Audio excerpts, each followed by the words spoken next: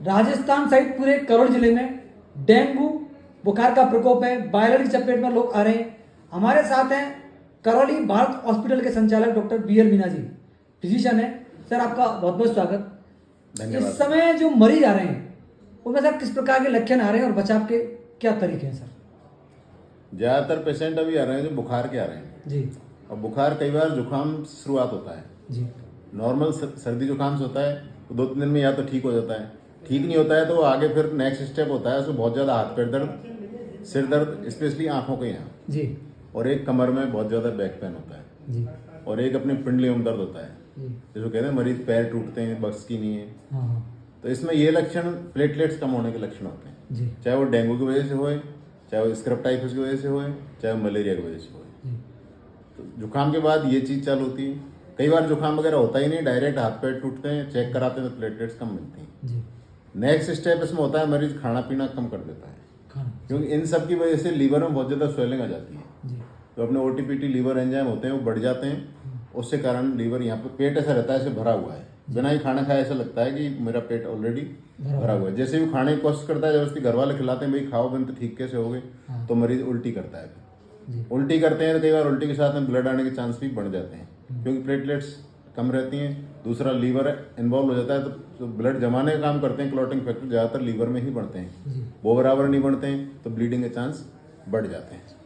ऐसा इस बार डेंगू ज़्यादा आ रहा है या कोई और भी बुखार आ रहा है? देखो बेसिकली ये बुखार वो आ रहा है जिसमें प्लेटलेट्स कम होती हैं। सीधा अर्थ है डॉक्टर साहब का, बुखार के प्रकार भी हो सकते हैं लेकिन प्लेटलेट्स कम हो रही इसके है। जो मेन पैथोजेनेसिस है, जिसका मतलब मूल जो प्रक्रिया है शरीर में क्या नुकसान करता है, प्लेटलेट्स कम करता है। उसके बाद लीवर में सूजन आती है, उसके बाद खाना पीना बंद होता है, फिर किडनी को इन्वॉल्व करता है, फिर ब्लीडिंग होती है और फिर पेशेंट खत्म भी हो रहे हैं इससे। ये हो रहे हैं इसमें डेंगू भी है हाँ और स्क्रब टाइफस भी डायग्नोस हो रहा है कई केस। जी और कुछ मलेरिया भी है और कुछ ये तीनों के अलावा कुछ ऐसा बुखार भी है जिसमें लक्षण नहीं है लेकिन वो डायग्नोस नहीं हो पा रहा है, लेकिन है इस तरह का बुखार जिसमें प्लेटलेट्स कम हो। सीधा अर्थ है जिसके प्लेटलेट्स कम है उसको कोई ना कोई बीमारी है, डेफिनेटली ये है ना सीधा अर्थ। तो डॉक्टर साहब, व्यक्ति को जब लक्षण दिखें तो उसको तत्काल क्या करना चाहिए? मैंने अभी ये 3-4 चीज बताई आपको। हाँ, लक्षण दिख गए उसको यदि पेशेंट तत्काल उल्टी करना चालू कर दे, हाँ पेट ऐसा लगे भरा हुआ है मेरा, हाँ इसमें क्या होता है मरीज खराब जब होते हैं पेशेंट का बुखार छोड़ जाता है जनरली चौथे 5वें दिन। बुखार छोड़ जाता है। उसके बाद पेशेंट सोचता है अब मुझे डॉक्टर के पास जाने की जरूरत नहीं है, घर पे ही आराम करता रहता है, खाना पीना बंद हो जाता है। उस स्थिति में शरीर में पानी की कमी हो जाती है, उल्टी चालू हो जाती है, मुंह से ले नहीं पाता है। पानी की कमी होती है तो किडनी पर असर रहता है, किडनी पेशाब करना बनाना बंद कर देती है, जिसको रीनल फेलियर बोलते हैं। इसी तरह लीवर इन्वॉल्व होता है तो हेपेटिक फेलियर हो जाता है, तो मल्टीपल ऑर्गन इन्वॉल्व हो जाते हैं इसमें। नहीं, आपने कहा था कि बुखार आने के बाद क्या सही हो जाता है व्यक्ति, फिर 4-5 दिन घर पड़ा रहता है वो सही नहीं होता, वो जो खराब होता है वो बहुत क्रिटिकल स्टेज होती है। अच्छा, उसको मालूम, उसको ऐसे रहता है ना सही उसको ऐसा लगता है कि मैं कंफर्टेबल हूँ, बुखार बंद हो गया। अच्छा। जब बुखार आता रहता है तो डॉक्टर की सलाह ले ही लेता है वो। हाँ, ये बात सही। बुखार बंद हो गया तो सोचेगा अब मैं क्यों जाऊँ डॉक्टर पास, मैं ठीक हूँ, लेकिन वास्तव में वो ठीक नहीं होता। कई बार उसके अंदर अंदर प्लेटलेट्स कम होती रहती हैं और पेट पे आफरा आ जाता है, खाना पीना बंद हो जाता है और उल्टी चालू हो जाती है। उस स्थिति में पेशेंट खराब होने की स्थिति में। सर, ये आपने लक्षण बताई।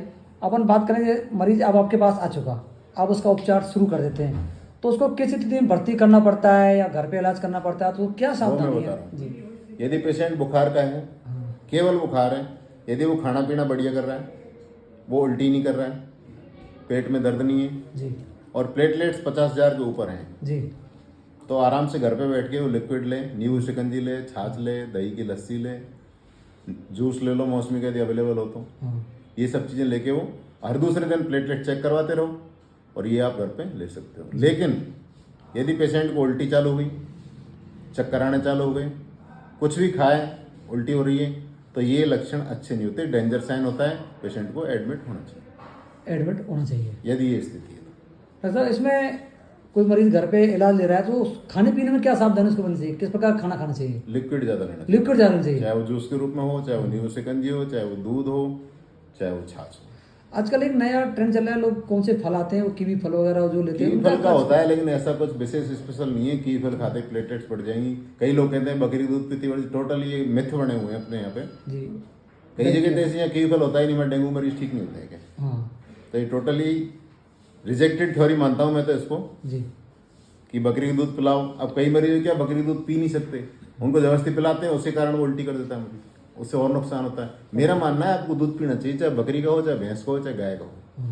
लिक्विड, फाइनली मतलब लिक्विड लेना। आपको लिक्विड लेना, पानी हो सकता है, छाछ भी है, दही वो भी है। आपको जो अच्छा लगे, जो उपलब्ध हो, जो अपनी हैसियत हो किसी जी। की। कोई नींबू शिकंजी पी सकता है, कोई जूस पी सकता है, कोई नींबू पानी पी सकता है, कोई नारियल पानी पी सकता है, डिपेंड ऑन कंडीशंस। जी दादा, इस समय आप ये थोड़ा सलाह दें दर्शकों को कि बीमारी की चपेट में ही नहीं आए।